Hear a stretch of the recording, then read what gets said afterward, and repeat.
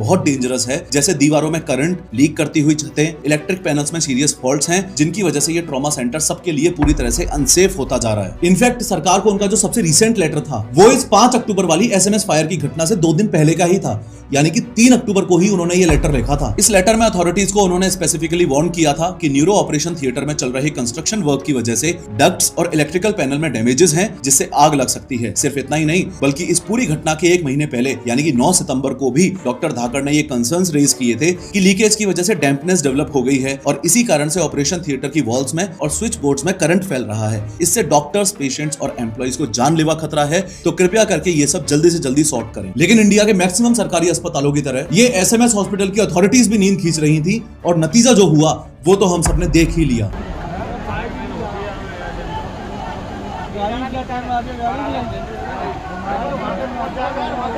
SMS hospital में fire accidents इतनी जल्दी होते हैं कि जनता ये बात ऑलमोस्ट एक्सेप्ट कर चुकी है कि कोई ना कोई घोटाला या कोई ना कोई करप्शन तो इस पूरे मामले में चल ही रहा है। करप्शन वाला एंगल लोगों के दिमाग में यहां से निकल के आता है कि 20 जून 2018 को एसएमएस हॉस्पिटल को 30 लाख रुपए का फंड मिला सिर्फ और सिर्फ इस बात के लिए कि ये हॉस्पिटल अपने फायर फाइटिंग सिस्टम को बूस्ट कर सके। ध्यान दो कि ये सरकारी हॉस्पिटल है और तुम और मैं, हम लोग जो टैक्स देते हैं उस पर चलता है ये हॉस्पिटल। ये 30 लाख रुपए हम आम जनता की कमाई का ही हिस्सा है जो फायर फाइटिंग इक्विपमेंट्स को अपग्रेड करने के लिए इस हॉस्पिटल को दिया गया था। अब हुआ ये कि इतने रुपए लगाने के बाद भी इस एसएमएस हॉस्पिटल में फायर एक्सीडेंट्स रुकने का कोई नामो निशान नहीं था। इस हॉस्पिटल में आग ना लगे इसलिए साल 2018 में 30 लाख रुपए लगाए और अगले ही साल यानी कि 2019 में सिर्फ 4 महीनों में ही as many as 3 fire accidents report किए गए, जिनमें से एक तो इतना भयानक था कि हॉस्पिटल का ड्रग स्टोर ही जल गया और 1 करोड़ रुपए की दवाइयां जल के खाक हो गई। दोबारा बताऊं, पहले 30 लाख रुपए लगाए ताकि आग ना लगे और फिर आग लगी तो 1 करोड़ रुपए और गए पानी में क्योंकि दवाइयां ही जल गई। फिर एसएमएस हॉस्पिटल में आग लगने का ये सिलसिला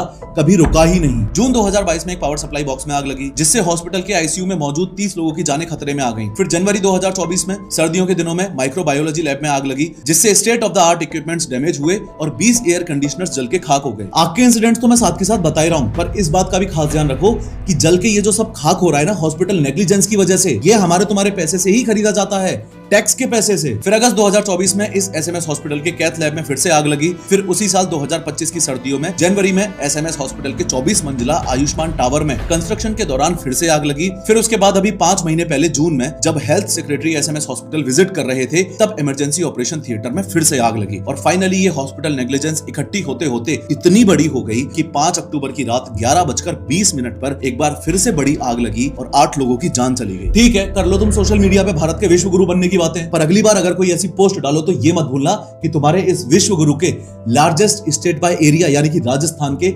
लार्जेस्ट हॉस्पिटल